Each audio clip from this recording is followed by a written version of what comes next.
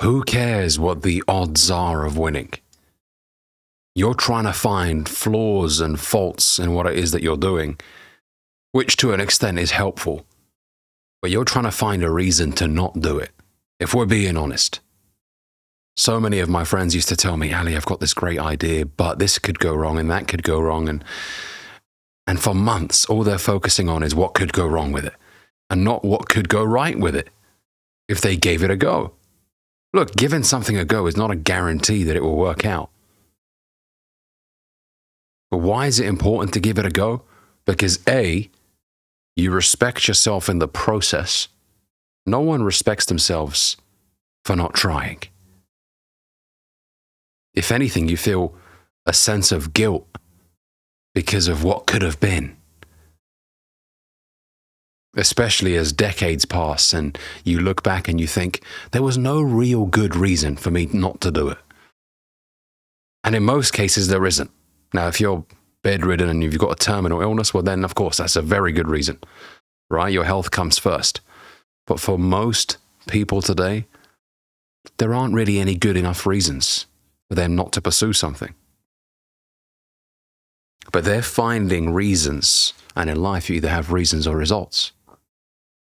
Some of the bullshit reasons that I've heard when it comes to people not pursuing YouTube, for example, is, oh, it's too saturated.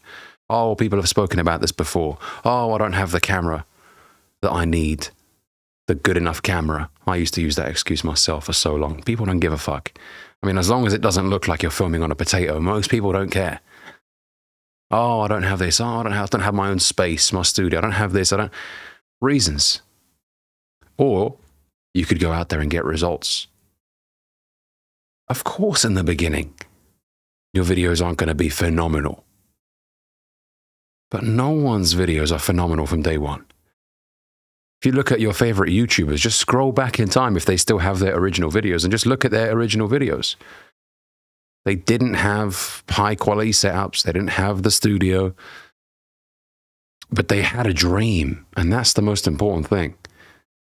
They had a dream and they believed in that dream. Despite what the odds were showing, even when the odds are stacked against you, when you have a dream, hold on to it. This is my dream.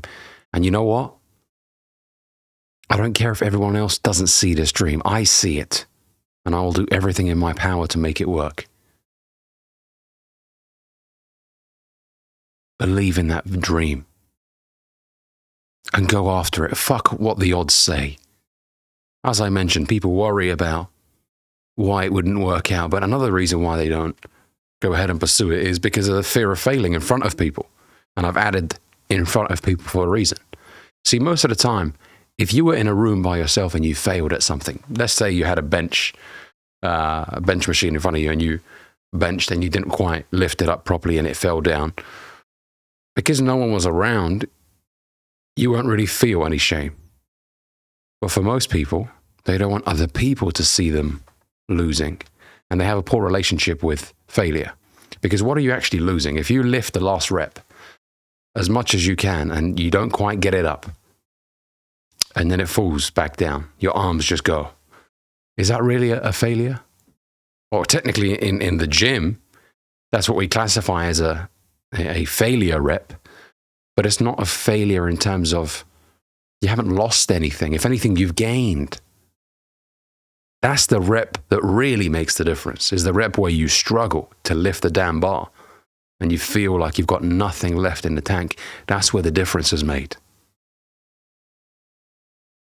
But a lot of people see that as a failure. A lot of people see their first video on YouTube hitting 3 views as a failure. When it's not a failure, it's your first attempt to make a video. And with every video that you make, you're improving your approach, your delivery. Because obviously making a video is not just about talking. It's about making sure that you're captivating at the same time. You don't go off topic, that people stay and they gain value. You've got to be charismatic enough. You can't just do that straight away. The majority of people, they can't. They need to work on that. And with every video, you improve.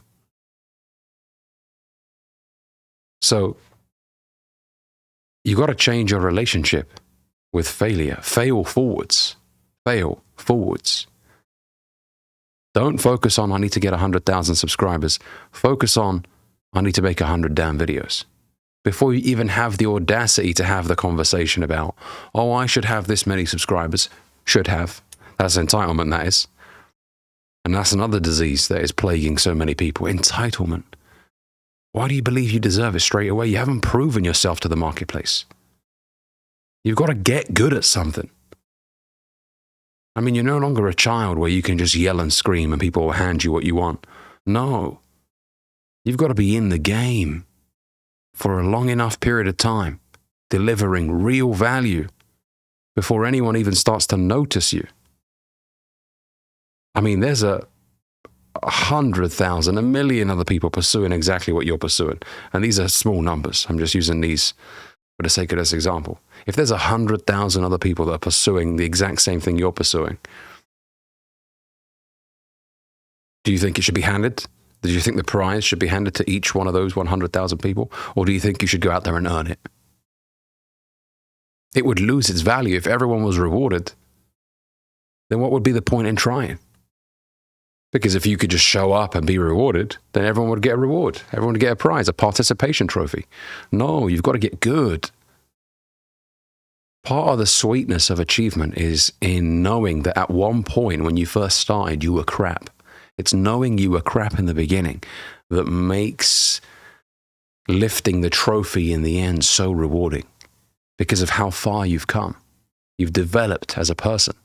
You're no longer the same guy that started on day one. You've grown tremendously. So approach what you're doing from the perspective of, right, I need to make sure that I'm improving every single day. I need to grow. I need to get better. Develop my skill sets before I have the audacity to say I should be here. And even if you've been doing something for years, you shouldn't say I should be here, because once again, that's entitlement. Either you got paid by the client or you didn't. Either you hit 1,000 subscribers or you didn't. And if you didn't get paid or if you didn't hit 1,000 subscribers, well, keep moving.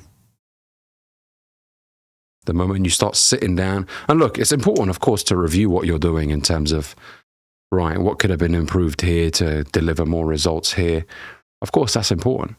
However, at the same time, you don't want to be too caught up in where you are. Have the mindset of, I'm doing this until I get a result. I'm not doing this until, I've got 6 months to do it. If I don't do it in 6 months, I'm quitting. No, with that mindset, just quit now. If you're looking at the timer and you're like, oh, if I don't get the result in 6 months, then I'm just going to quit this thing. No, because you've got to do it properly. And real knowledge takes time to accumulate. And it's not just the knowledge, but it's the implementation of the knowledge. You've got to implement the knowledge correctly. This is why I say it's important to take productive action, not just action. Action in of itself doesn't guarantee results. Just because you're busy doing something, it doesn't mean you're getting a lot done. It doesn't mean you're moving in the right direction. You could be busy going in the wrong direction. So productive action over a sustained period of time is crucial. And speaking of the odds, if another person has done it, so can you. If another human being who eats, breathes, shits, if another human being has done it, so can you. I don't see other human beings as some sort of gods or anything like that. No, they're human beings. They are mortal beings, just like me, that have a beginning and have an end. Yes, they may be ahead in terms of circumstances, whatever, but I'm not going to use that as an excuse. Oh, but look, it's because he's rich. No. I don't care where this person has come from. I'm not competing with their circumstances. I'm competing with who I was yesterday and the day before that and the day before that. As long as I'm beating Ali Ben-Hariz from yesterday, then I know I'm on the right track. So I don't care what the odds are of winning. If someone told you, oh, Ali, most people don't make it on YouTube. Great. I'm not trying to be like most people. I mean, thank you for that statistic. Maybe you thought you could talk me out of doing it, but if anything, you've encouraged me now. I don't want to be like most people. I want to be the exception that does make it, that does do very well. And you're not just going to talk me into quitting. You know, some people think that they can do that. They think, oh, don't do it. And they think you'll just, okay, and you'll quit. And look, in the majority of cases, most people do quit when they receive the slightest bit of doubt. Oh, really? What you're telling me? No one... Okay, you know what? What am I even doing? Let me just get a real job. Most people just drop their dreams like that, like it was nothing to them. Like it was nothing. I mean, do you have skin in the game? Do you really want this? Or do you just enjoy talking about wanting it? Big difference. Thanks for watching this video. If you enjoyed it, make sure you give this video a like, comment, let me know what you think down below. And if you're new here, consider subscribing. See you in the next one.